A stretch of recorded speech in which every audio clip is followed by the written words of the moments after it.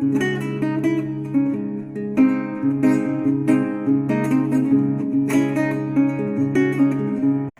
Friends, ITI fighters में आप सभी का स्वागत है। आज मैं आपको स्ट्रेस और स्ट्रेन जो हमारा पहले चैप्टर चल रहा था उसके लास्ट ही कुछ क्वेश्चन कराऊंगी जो इम्पॉर्टेंट है। ओके, फिर इसके बाद हम अपना नेक्स्ट टॉपिक स्टार्ट करेंगे। तो आज का हमारा फर्स्ट क्वेश्चन है, सुरक्षा गुणांक निम्नलिखित में से किसका अनुपात होता है। ये हमारा DMRC का क्वेश्चन है। सुरक्षा गुणांक होता है बच्चों factor of safety. Factor of safety मतलब फैक्टर ऑफ सेफ्टी हमारे किसके बराबर होता है, पराभव प्रतिबल अपॉन कार्यकारी प्रतिबल। पराभव प्रतिबल हमारा होता है अंतिम प्रतिबल, अंतिम प्रतिबल अपॉन कार्यकारी प्रतिबल को हम फैक्टर ऑफ सेफ्टी यानी कि सुरक्षा गुणांक कहते हैं। और बात करते हैं प्रत्यावर्ती प्रतिबल जो होता है हमारा, इस सुरक्षा गुणांक की जो वैल्यू होती है वो अलग अलग सबके लिए अलग अलग होती है। जैसे प्रत्यावर्ती प्रतिबल के लिए सुरक्षा गुणांक का मान अधिक रखा जाता है, इसके विपरीत स्थिर मान के प्रतिबल के लिए सुरक्षा गुणांक का मान कम रखा जाता है। तो इसका राइट आंसर हो जाएगा option number 1। Okay, next question है, तापमान में परिवर्तन के कारण बार दंड में होने वाले प्रतिबल किस पर निर्भर करता है। इसका इंग्लिश में बात करेंगे, stress due to change in temperature developed in a bar depend upon. तो तापीय प्रसार गुणांक, तापीय चालकता या घनत्व। तापीय प्रसार गुणांक होता है कोफिशिएंट ऑफ थर्मल एक्सपेंशन। तो इसका फॉर्मूला होता है sigma is equal to alpha T E. Alpha हमारा जो होता है ये होता है हमारा तापीय प्रसार गुणांक मतलब coefficient of thermal expansion. T हमारा होता है टेम्परेचर, ताप में परिवर्तन। ई हमारा होता है प्रत्यास्था गुणांक। तो इसका राइट आंसर ऑप्शन नंबर 1 हो जाएगा। ओके, नेक्स्ट क्वेश्चन है, किसी घटक की श्रांति या फैटिंग किस कारण से होती है। फैटिंग होती है हमारी आवर्ती भार के कारण से। जैसे कोई भी चीज़ होगी उसके उतार चढ़ाव वाले या अपोजिट बार वाले, जिसने बार बार ऊपर नीचे किसी भी चीज़ को करने से उसके टूटने का, अचानक से टूटने का डर लगा रहता है, तभी इस प्रकार में प्रतिबल के धातु खंड टूट भी जाते हैं, कभी तो ऐसा भी आता है। तो ये होती किस लिए, ये टेंशन और कंप्रेसिव बल के कारण होती है। किसी भी चीज़ को हम ज़्यादा खींचेंगे तो उसमें टेंशन आ जाएगी, तब भी वो टूट जाएगी, और ज़्यादा उसको कंप्रेस कर देंगे तब भी वो टूट ही जाएगी। तो ये किस लिए होता है, ये हमारे टेंशन और इसके जो कारण है वो टेंशन, स्ट्रेस और हमारे कंप्रेसिव के कारण होता है। और इसका राइट आंसर ऑप्शन नंबर 1 हो जाएगा।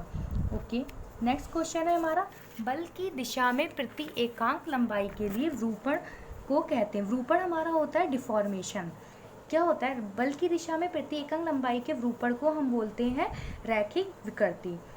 इसका फॉर्मूला होता है E is equal to del L upon L। तो ऑप्शन नंबर 3 हमारा इसका राइट आंसर हो जाएगा।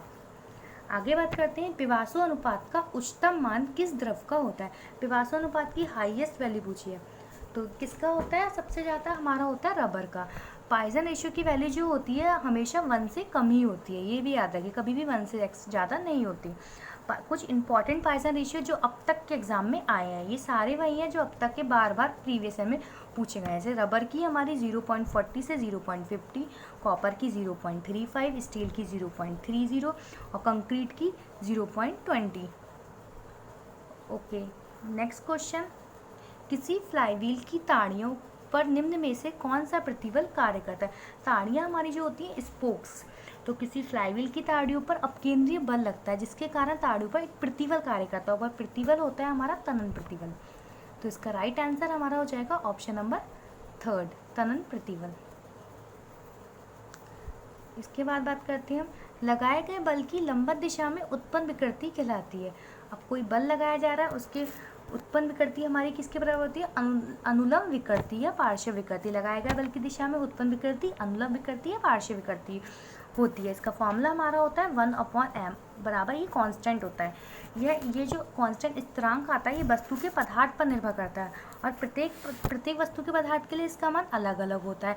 ये 1/m की जो वैल्यू होती है वो 1/3 और 1/4 के बीच होती है, और इसी को हम क्या बोलते हैं, पॉइजन रेशियो। जैसे मैंने बोला अलग अलग के लिए, अलग अलग पदार्थ के, अलग अलग मटेरियल के लिए अलग अलग होती है। रबर के लिए ये, कॉपर के लिए, स्टील के लिए, कंक्रीट, सब के लिए अलग अलग होती है, लेकिन इसका कभी भी मान 1 से ज़्यादा नहीं होता है। तो इसका राइट आंसर हमारा हो जाएगा, लगाए गए इसका राइट आंसर तो ऑप्शन नंबर 1 ही है। ओके, नेक्स्ट क्वेश्चन है हमारा, पॉइजन रेशियो का मान सदैव होता है। सबको पता है पॉइजन रेशियो का मान हमेशा 1 से अधिक, 1 से कम या 1 से अधिक, 1 या 1 से कम। तो मैंने अभी आपको बताया था पॉइजन रेशियो का मान हमेशा 1 से कम होता है। ओके, नेक्स्ट क्वेश्चन है, एक पूर्णतः ही होगा, एक पूर्णतः दृढ़ पिंड के लिए यंग प्रत्यास्थता गुणांक होता है। अब एक पूर्णतः दृढ़ पिंड के लिए यंग प्रत्यास्थता गुणांक का मान अनंत होता है, लेकिन सबके लिए अनंत नहीं होता है, एक पूर्णतः दृढ़ के लिए होता है। जैसे हम बात करते हैं स्टील के लिए, इसकी वैल्यू जो होती है वो 210 गीगापास्कल होती है, इसका न्यूटन प्रति mm स्क्वायर में भी लिख सकते हैं।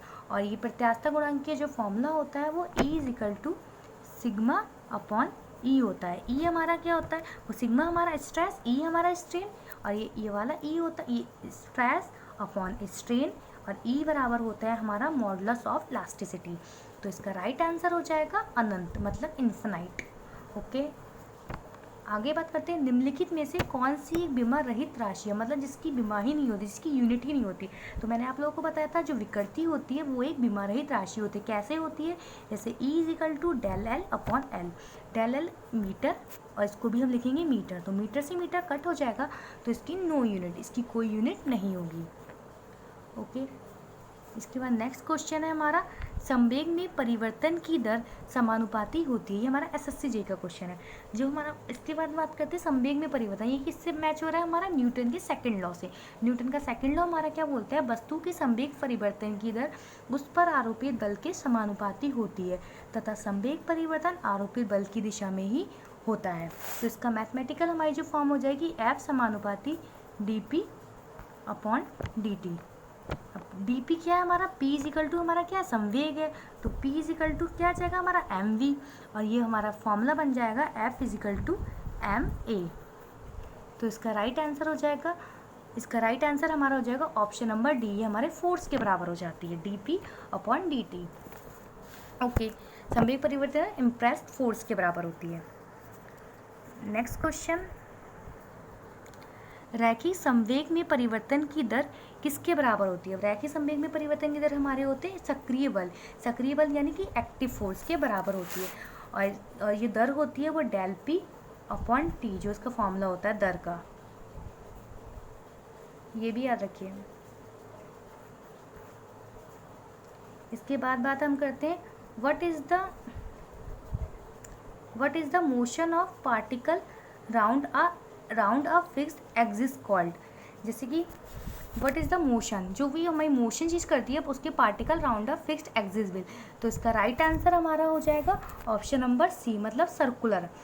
जैसे कि एक स्थिर अक्ष के चारों ओर किसी कण की गति क्या कहलाती है, क्वेश्चन है ये का, तो हम कहेंगे उसका सर्कुलर गति कहलाती है। कैसे, जब कोई भी एक सर्कुलर, जैसे ये लीजिए, और ये O से, ये इसका सेंटर है, O से R तक इसकी त्रिज्या है, और ये किस पे ए एक्सप्रेशन से घूम रही है, ठीक है।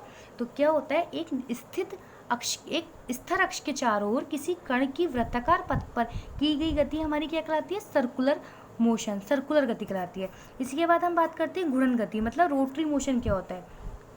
रोटरी मोशन हमारा होता है किसी पिंड द्वारा अपने अक्ष पर की गई गति घूर्णन गति कहलाती है। जैसे कि जो हमारी पृथ्वी होती है वो अपने अक्ष पर 24 घंटे घूमती रहती है।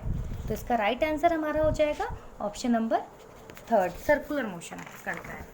इसके बाद हम बात करते हैं नेक्स्ट क्वेश्चन, हमारा आज का last question, a ball is throw up, the sum of kinetic and potential energy will be maximum eight.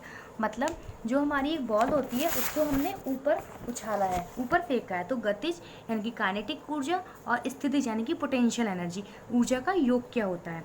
तो इसका जो हमारी यदि किसी भी गेंद को हम ऊपर फेंका जाता है तो उसकी गतिज ऊर्जा तथा स्थितिज ऊर्जा के सभी बिंदुओं पर क्या होता है, समान ही होता है। जैसे लॉ, ये किस लिए फॉर्मूला होता है, लॉ ऑफ कंजर्वेशन, ऊर्जा संरक्षण के नियम से अधिकतम ऊंचाई पर गेंद की गतिज ऊर्जा स्थितिज ऊर्जा में परिवर्तित हो जाती है तथा न्यूनतम ऊंचाई या पृथ्वी पर गिरने से पहले गतिज ऊर्जा क्या होती है, हाईएस्ट यानी कि अधिकतम हो जाती है।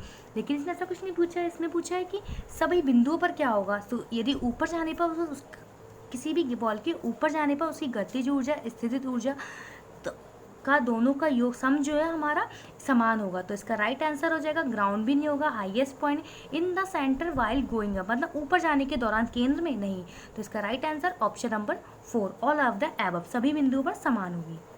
ओके, ये हमारा आज का लास्ट क्वेश्चन था। Okay, thanks for watching video.